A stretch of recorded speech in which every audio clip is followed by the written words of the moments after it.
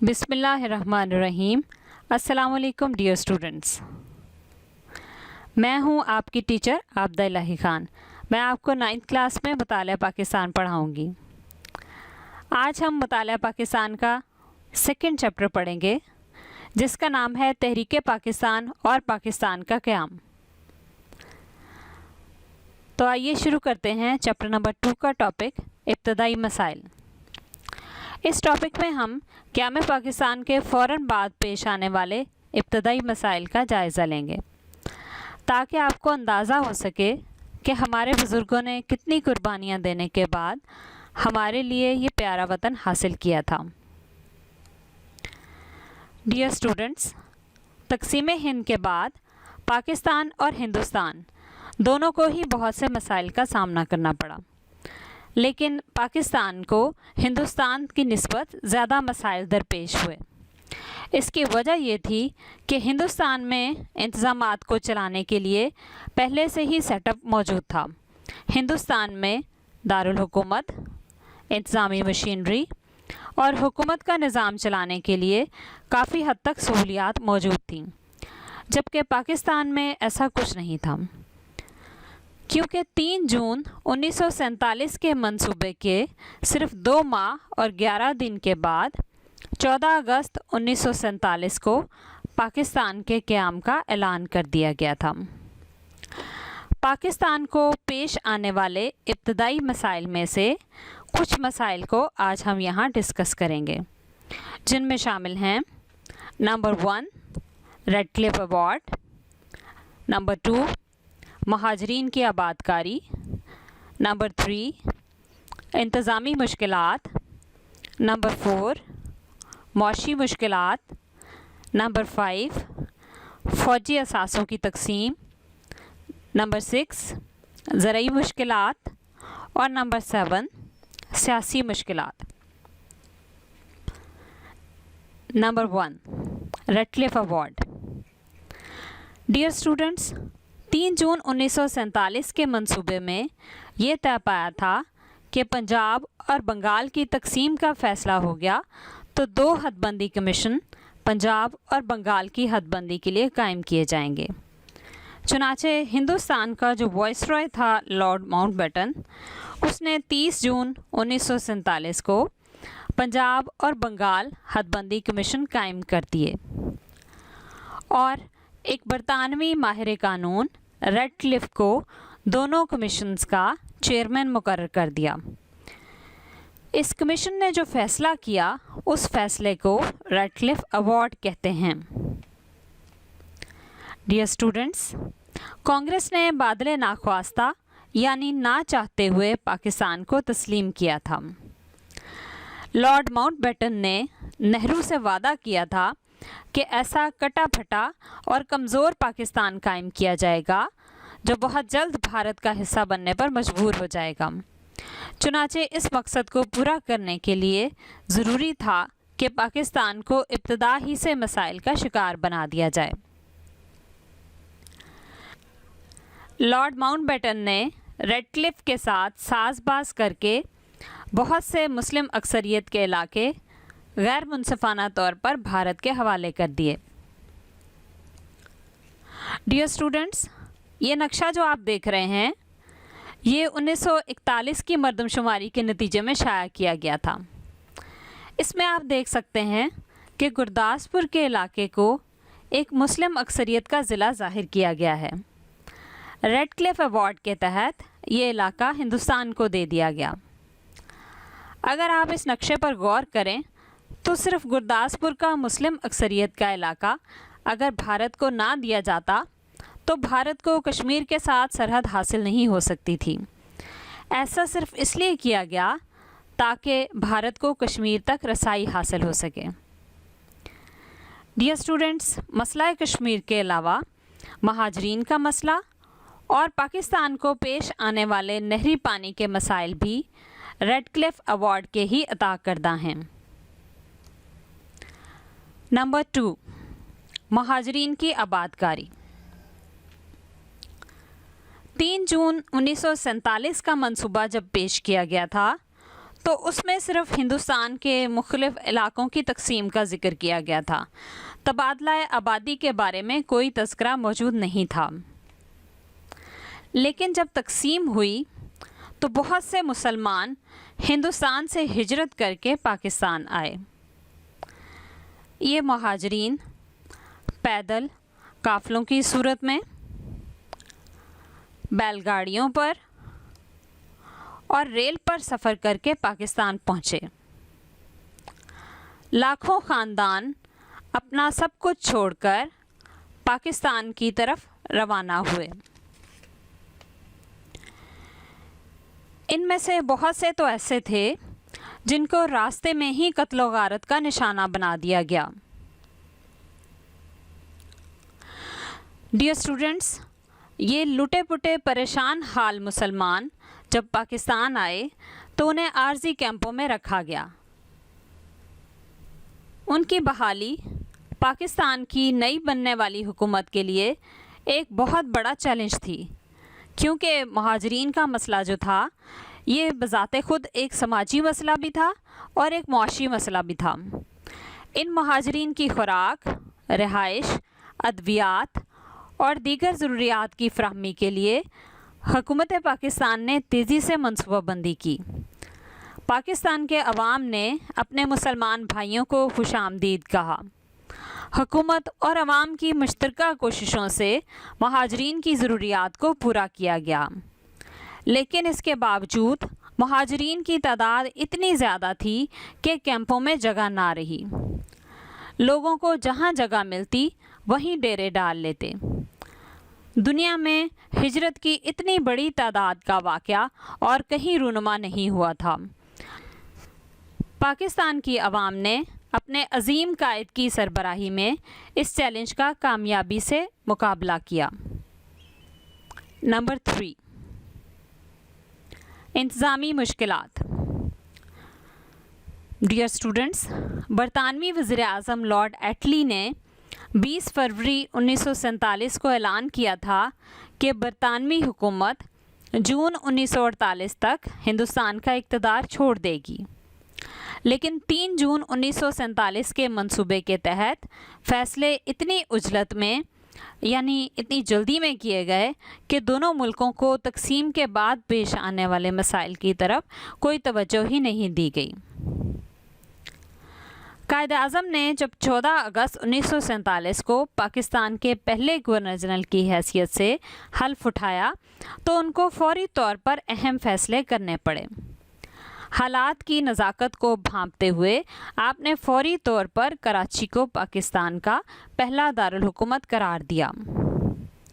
سندھ کے governor house کو governor general house اور سندھ کی صوبائی اسمبلی کی عمارت کو مرکزی اسمبلی کی عمارت کے طور پر استعمال کیا گیا۔ دفاتر بنیادی سہولتوں سے محروم تھے۔ دفاتر میں کام کرنے والا عملہ زیادہ تر ہندو تھا، جو تقسیم کے نتیجے میں نقل مکانی کر کے ہندوستان چلا گیا تھا، اور پاکستان میں ماہر اور تجربہ کار عملہ موجود نہیں تھا۔ جو مسلمان سرکاری ملازمین بھارت سے ہجرت کر کے پاکستان آنا چاہتے تھے، ان کے لیے بھارت طرح طرح کی رکاوٹیں کھڑی کر رہا تھا۔ آپ اس بات سے اندازہ لگا سکتے ہیں کہ سول سروس کے صرف 81 مسلمان افسران پاکستان آ سکے۔ ہندو جاتے ہوئے دفاتر کا تمام ریکارڈ تباہ کر گئے، اور جو مرکزی حکومت کا دفتری ریکارڈ ریل کے ذریعے پاکستان پہنچنا تھا، ہندو اور سکھ فسادیوں نے ریل کی وہ پٹڑیاں ہی اکھاڑ دیں، یعنی ریلوے ٹریکس کو ہی تباہ کر دیا۔ بھارتی ہوائی کمپنیوں نے مسلمانوں کو جہاز کرائے پر دینے سے انکار کر دیا تاکہ مسلمان سرکاری افسران کو پاکستان منتقل نہ کیا جا سکے۔ ان تمام مسائل کے باوجود جو مسلمان سرکاری ملازمین پاکستان پہنچے، انہوں نے ہمت اور حوصلے سے کام کیا اور پاکستان کو مضبوط بنیادوں پر کھڑا کیا۔ نمبر 4، معاشی مشکلات۔ پاکستان کو قیام کے فوراً بعد بہت سی معاشی مشکلات کا بھی سامنا کرنا پڑا۔ آزادی کے وقت جو علاقے پاکستان میں شامل ہوئے وہ زیادہ تر پسماندہ یعنی غیر ترقی یافتہ تھے۔ انگریزوں نے جان بوجھ کر اپنے دور اقتدار میں مسلم آبادی والے علاقوں کو پسماندہ رکھا۔ ان علاقوں سے وہ اپنی فوج کے لیے سستے سپاہی بھرتی کرتے تھے اور اپنے کارخانوں میں استعمال کرنے کے لیے یہاں سے سستا خام مال حاصل کرتے تھے، لیکن یہاں کارخانے اور ملیں لگانے کی ضرورت محسوس نہیں کرتے تھے۔ حالانکہ دنیا کا 75% پٹسن یعنی جیوٹ مشرقی بنگال میں پیدا ہوتا تھا، جو کہ مسلم اکثریت کا علاقہ تھا، مگر جیوٹ کے جو تمام کارخانے تھے وہ مغربی بنگال میں لگائے گئے، جو ہندو اکثریت کا علاقہ تھا۔ تقسیم کے وقت متحدہ ہندوستان میں سوتی کپڑے کے 394 کارخانے تھے، لیکن پاکستان کو صرف 14 کارخانے دیے گئے۔ بینکوں کی کل 487 شاخیں تھیں، لیکن پاکستان کے حصے میں 69 شاخیں آئیں۔ ان کی بھی ساری رقم جب ہندوستان گئے تو اپنے ساتھ ہندوستان لے گئے۔ دراصل کانگریس اور انگریز حکومت کی یہ مشترکہ سازش تھی کہ پاکستان ہر لحاظ سے پسماندہ ہوگا تو چل نہیں سکے گا۔ یہی وجہ ہے کہ اثاثوں کی تقسیم کے معاملے میں بھی پاکستان سے ناانصافی سے کام لیا گیا۔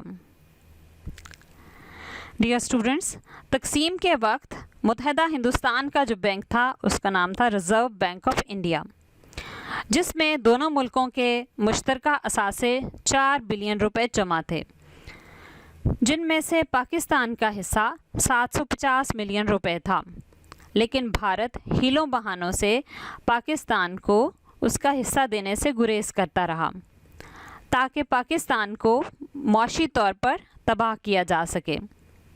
ایک نیا وجود میں آنے والا ملک جس کو بے شمار سماجی اور معاشی مسائل کا سامنا تھا، ان پر صرف مضبوط معیشت کے ذریعے ہی قابو پایا جا سکتا تھا، لیکن بھارت نے پاکستان کو تباہ کرنے میں کوئی کسر اٹھا نہ رکھی اور پاکستان کے حصے کے اثاثے روک لیے۔ نمبر 5، فوجی اثاثوں کی تقسیم۔ کیونکہ بھارت پاکستان کا شروع دن سے ہی دشمن تھا اور ہندو نہیں چاہتے تھے کہ پاکستان قائم ہو، اس لیے پاکستان کے لیے ضروری تھا کہ اپنے دفاع کو مضبوط بناتا۔ ڈیئر اسٹوڈنٹس، تقسیم کا تقاضا تھا کہ فوجی اثاثوں کو بھی دونوں ملکوں کے درمیان انصاف سے تقسیم کر دیا جاتا۔ 3 جون 1947 کے منصوبے کے مطابق بھارت اور پاکستان کے درمیان تمام فوجی اثاثے 64 اور 36% کے تناسب سے تقسیم کیے جانے تھے، یعنی ہندوستان کو 64% اور پاکستان کو 36% فوجی اثاثے دیے جانے تھے۔ متحدہ ہندوستان میں کل 16 آرڈیننس فیکٹریز یعنی اسلحہ بنانے والی فیکٹریاں تھیں، جن میں سے ایک بھی ایسی نہیں تھی جو کسی مسلم اکثریت کے علاقے میں لگائی گئی ہو اور بعد میں پاکستان میں وہ علاقہ شامل کر دیا گیا ہو۔ یہ سب کی سب جو فیکٹریز تھیں یہ ہندو اکثریت کے علاقوں میں لگائی گئی تھیں اور ان کو بھارت کا حصہ بنا دیا گیا تھا۔ بھارت پاکستان کو اسلحہ ساز فیکٹری کی مشینری تو کیا، ایک پرزہ تک دینے کے لیے تیار نہیں تھا۔ چنانچہ کافی تکرار کے بعد طے پایا کہ پاکستان کو 60 ملین روپے دیے جائیں تاکہ پاکستان اسلحہ ساز فیکٹری کے حوالے سے متبادل انتظامات کر سکے۔ عام فوجی اثاثوں کی تقسیم کے حوالے سے بھی ناانصافی سے کام لیا گیا اور پاکستان کو اس کے جائز حصے سے محروم رکھا گیا۔ فوجی اثاثوں کے نام پر پاکستان کو ایسا ناکارہ سامان دیا گیا جو اس کے لیے بیکار تھا۔ نمبر 6، زرعی مشکلات۔ ڈیئر اسٹوڈنٹس، جیسا کہ آپ جانتے ہیں کہ پاکستان بنیادی طور پر ایک زرعی ملک ہے جس کی معیشت کا انحصار زراعت پر ہے۔ پاکستان کا صوبہ سندھ اور صوبہ پنجاب زرعی لحاظ سے زرخیز علاقے سمجھے جاتے ہیں، جہاں نہری آبپاشی کے بغیر زراعت ممکن نہیں۔ جب ہندوستان کی تقسیم عمل میں آئی تو दरियाओं और नहरों पर अहम हेडवर्क्स भारत को दे दिए गए, जिनमें से फ़िरोज़पुर में मौजूद दरियाए सतलुज पर वाक़े फ़िरोज़पुर हेडवर्क्स का इलाका और माधोपुर में मौजूद दरियाए रावी पर बनाया गया माधोपुर हेडवर्क्स का इलाका मुस्लिम अक्सरियती इलाका होने के बावजूद हिंदुस्तान के हवाले कर दिए गए। यानी एक तरह से पाकिस्तान की मौशी शहरग हिंदुस्तान के हवाले कर दी गई। हिंदुस्तान ने अप्रैल 1948 में पाकिस्तान को नहरी पानी की फराहमी रोक दी। इस चाल का मकसद पाकिस्तान के ज़रई इलाके को बंजर करना और पाकिस्तान को मौशी तौर पर गैर मुस्तहकम करना था।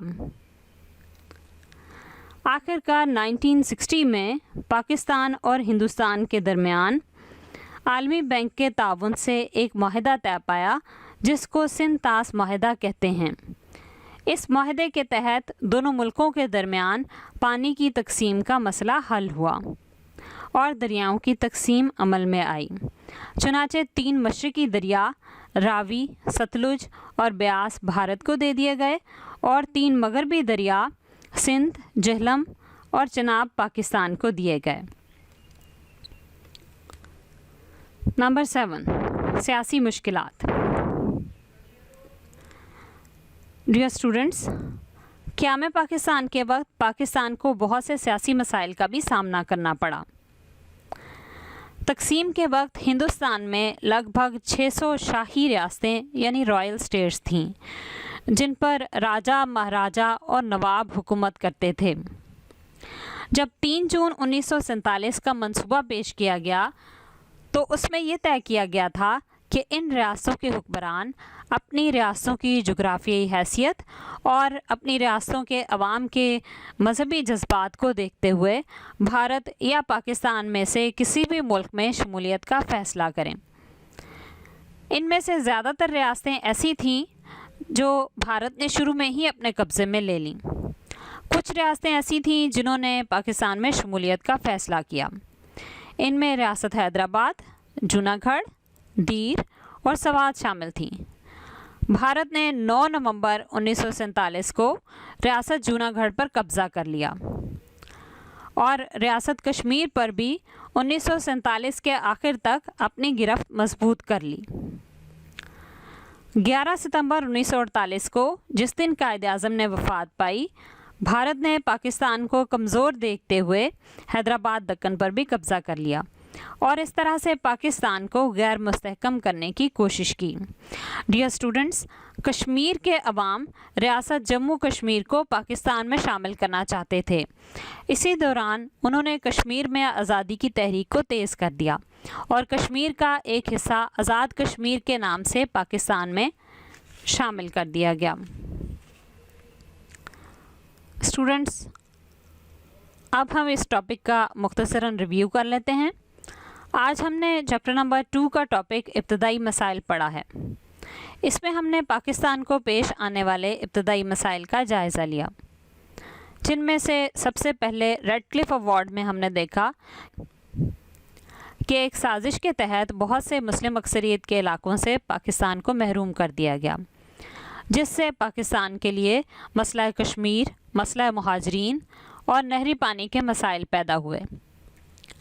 सेकंड नंबर पर मुहाजिरीन की आबादकारी, जो पाकिस्तान के लिए एक बहुत बड़ा मसला थी, क्योंकि पाकिस्तान पहले ही मौशी मुश्किलात का शिकार था।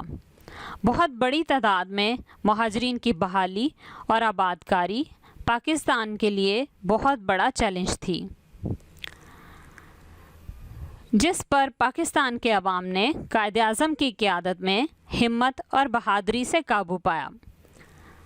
थर्ड नंबर पर बरतानवी हुकूमत ने हिंदुस्तान की तकसीम के वक्त इंतज़ामी मसाइल के हल की तरफ कोई तवज्जो नहीं दी, जिसकी वजह से पाकिस्तान इब्तदा में ही बहुत से इंतज़ामी मसाइल का शिकार हो गया। फोर्थ नंबर पर बरतानवी हुकूमत और भारत ने शुरू से ही पाकिस्तान को मौशी तौर पर पसमानदा रखने की कोशिश की। भारत ने पाकिस्तान को असासों की फ्राहमी के हवाले से टाल मटोल से काम लिया اور پاکستان کی معیشت کو تباہ کرنے کی ہر ممکن کوشش کی۔ 5 نمبر پر فوجی اثاثوں کی تقسیم کے سلسلے میں بھی پاکستان کو اس کے جائز حصے سے محروم رکھا گیا۔ 6 نمبر پر پاکستان کی زراعت کو تباہ کرنے کی سازش کی گئی۔ اہم ہیڈ ورکس والے مسلم اکثریت کے علاقے ہندوستان کو دے دیے گئے، جس نے پاکستان کو پانی کی فراہمی بند کر دی۔